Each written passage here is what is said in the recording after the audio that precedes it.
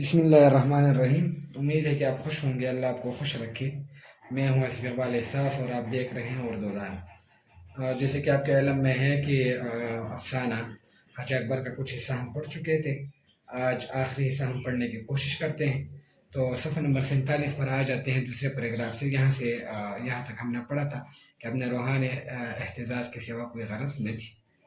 تو یہاں سے پڑھتے ہیں، اس گھر سے نکل کر آج عباسی کی وہ حالت ہو گئی۔ عباسی جو کہ دایا ہے، جو تھیٹر میں یکایک بجلیوں کے گل ہو جانے سے ہوتی ہے، کہ تھیٹر میں جب یکایک اندھیرا ہو جاتا ہے، گل ہو جانا یعنی شمع یا بلب وغیرہ کا بجھنا، یعنی بند ہونا۔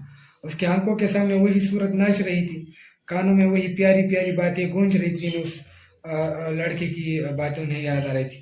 اسے اپنا گھر پھاڑے کہتا تھا، پھاڑے کھانا یعنی کھاٹ کھانا۔ اس کال کوٹڑی میں دم گھٹا جاتا تھا، کال کوٹڑی میں اندھیری کوٹڑی، دم گھٹنا یعنی جی گھبرانا یا سانس روکنا۔ محاورے، رات جوں تو کر کے کٹی، صبح کو وہ مکان میں جھاڑو دے رہی تھی، یکایک یعنی اچانک تازے حلوے کی صدا سن کر بے اختیار باہر نکل آئی۔ صدا یعنی آواز، معن یعنی فوراً یا اچانک یا جلدی یاد آ گئے کہ آج حلوہ کون کھائے گا۔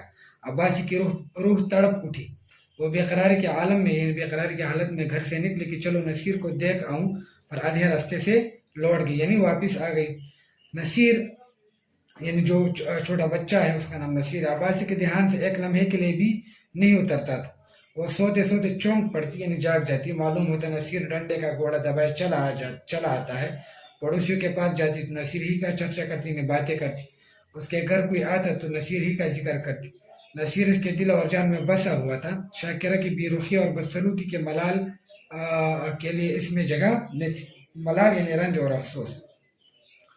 وہ روز ارادہ کرتی کہ آج نصیر کو دیکھنے جاؤں گی، اس لیے بازار سے کھلونے اور مٹھائیاں لاتی، گھر سے چلتی لیکن آدھے راستے سے لوٹ آتی یعنی واپس آتی، کبھی 2-4 قدم کے آگے نہ بڑھا جاتا۔ کون منہ لے کر جاؤ یعنی کس طرح لے کر جاؤ؟ جو محبت کو فریب سمجھتا ہوں یعنی دھوکہ سمجھتا ہوں، اسے کون منہ دکھاؤ یعنی اسے کس طرح منہ دکھاؤ؟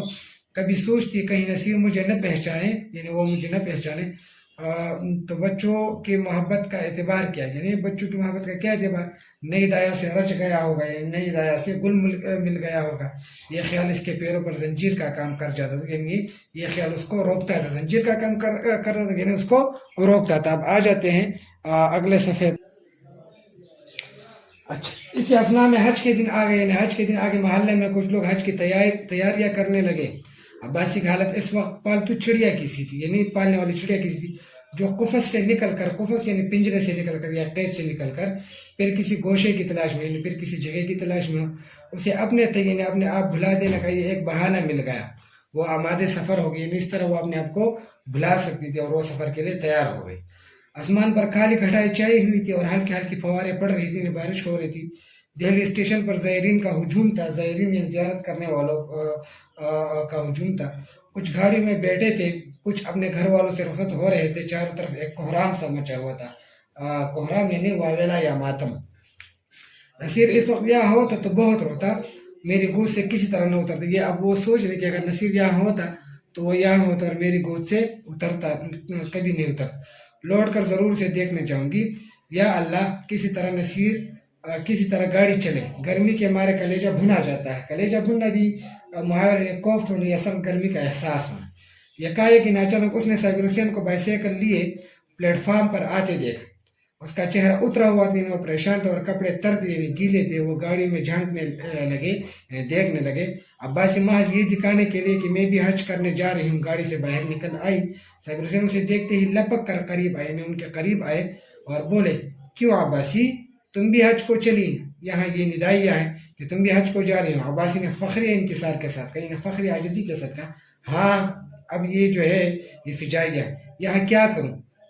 زندگی کا کوئی ٹھکانہ نہیں، معلوم نہیں کب آنکھیں بند ہو جائے۔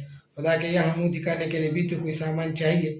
نصیر میاں تو اچھی طرح ہیں صابر، اب تو تم جا رہی ہو، نصیر کا حال پوچھ کر کیا کرو گی؟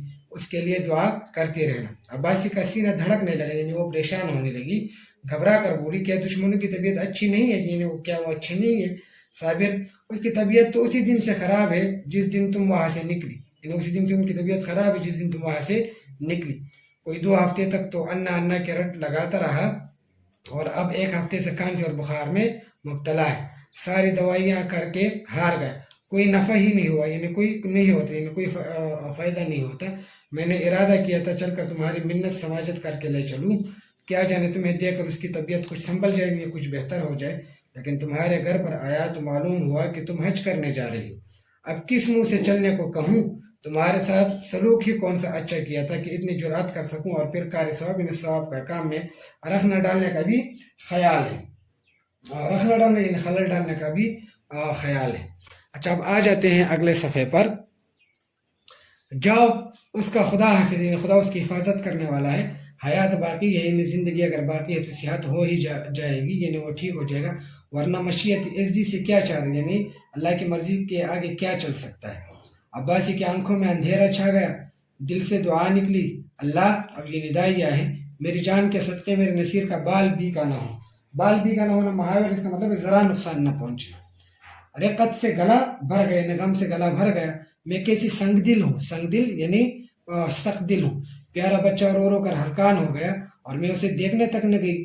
شاکرہ بد مزاج سہی، بد زبان سہی، نصیر نے میرا کیا بگاڑا، میں نے ماں کا بدلہ نصیر سے لیا، یعنی میری ماں کا بدلہ بچے سے لے لیا، یا خدا میرا گناہ بخشیو، پیارا نصیر میرے لیے ہڑک رہا ہے، ہڑک رہا ہے یعنی کسی کی جدائی کے غم سے بیمار ہونا۔ اس خیال سے عباسی کا کلیجہ محسوس اٹھا، کلیجہ محسوس اٹھنا یعنی صدمہ دل میں دبائے رکھنا، یا غم دل میں دبائے رکھنا، اور آنکھوں سے آنسو بہہ نکلے۔ مجھے کیا معلوم تھا کہ اسے مجھ سے اتنی محبت ہے، ورنہ شاکرہ کی جوتیاں کہتی، یعنی شاکرہ جو نصیر کی ماں ہے ان کی جوتیاں کہتی اور گھر سے قدم نہ نکالتی۔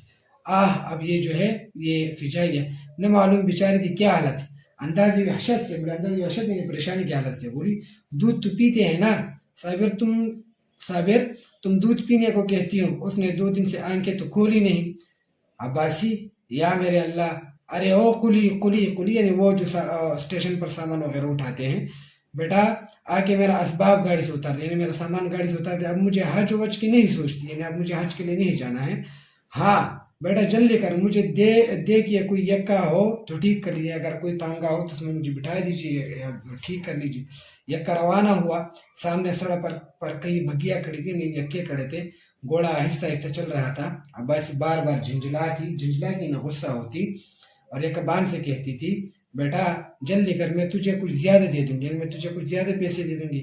راستے میں مسافروں کی بھیڑ دیکھ کر اسے غصہ آتا تھا، یعنی مسافروں کا ہجوم دیکھ کر اسے غصہ آتا تھا، اس کا جی چاہتا تھا، یعنی اس کا دل چاہتا تھا گھوڑے کے پر لگ جائے، یعنی گھوڑا تیز چلا جائے۔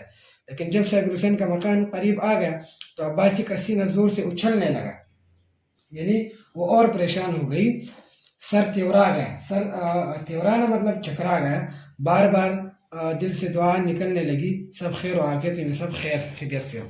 یکا صابر حسین کے گلی میں داخل ہوا، دفعتاً عباسی کے کان میں کسی کے رونے کی آواز آئی، اس کا کلیجہ منہ کو آ گیا، تو یعنی وہ اور بہت زیادہ پریشان ہو گئی،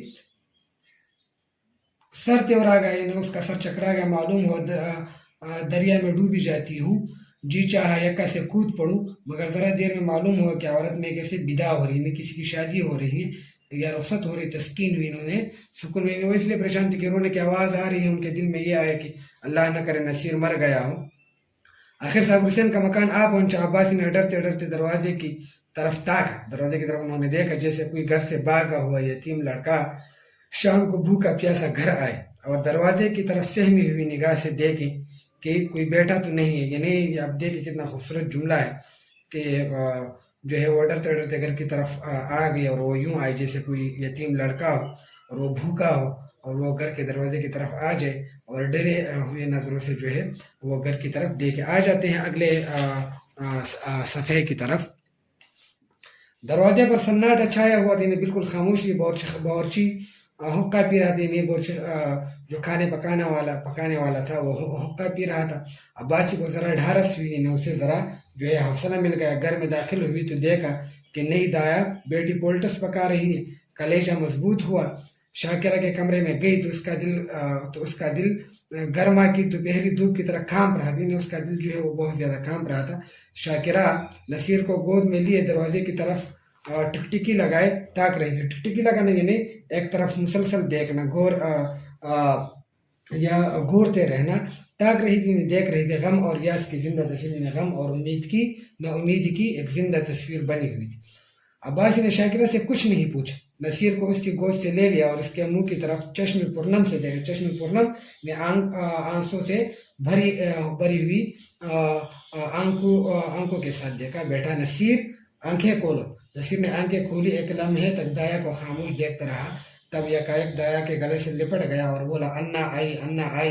नसीर का जर्द मुरझाया हुआ चेहरा रोशन हो गया, जैसे बुझते हुए चिराग में तेल पड़ जाए. यानी वो इतना तरोताज़ा हो गया जैसे चिराग में तेल कोई डाले.